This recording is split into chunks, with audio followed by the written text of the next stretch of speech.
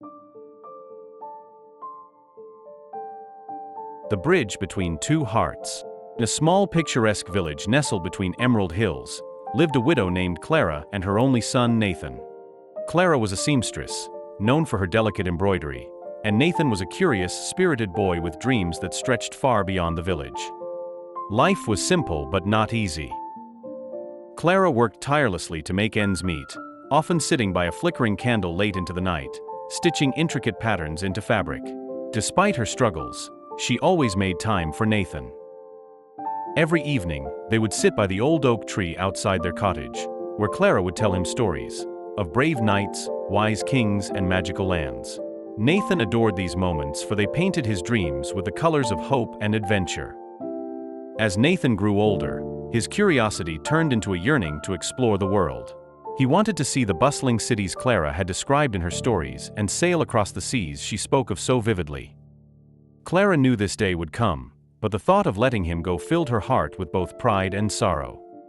On his 18th birthday, Clara handed Nathan a small, neatly wrapped package.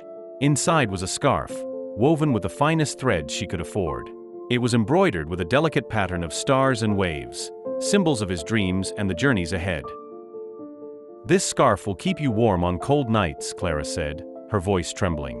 "And whenever you feel lost, just look at the stars and remember that no matter where you are, my love is with you." Nathan hugged his mother tightly, promising to write to her often. With her blessings, he set off to explore the world. Years passed, and Nathan's adventures took him to distant lands. He wrote to Clara frequently, filling his letters with tales of towering mountains, vast deserts, and bustling cities. He sent her gifts from every place he visited: a delicate comb from a far-off market, a jar of rare spices, a carved wooden bird. Yet, with every letter and gift, Clara's heart ached for the sound of his laughter and the warmth of his embrace. She kept his letters in a small wooden box and read them every night, finding solace in his words. One winter evening, as Clara sat by the fire, she heard a knock at the door. She opened it to find a man standing there, wrapped in a familiar scarf. His hair was longer, his face weathered by time, but his eyes, the same bright, curious eyes, shone with love. "Mother," Nathan said, his voice breaking.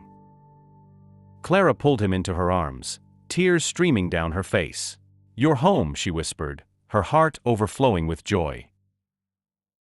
Nathan had returned, not just with stories of his travels, but with a newfound appreciation for the sacrifices his mother had made for him. He decided to stay in the village, using his knowledge and experiences to improve the lives of its people.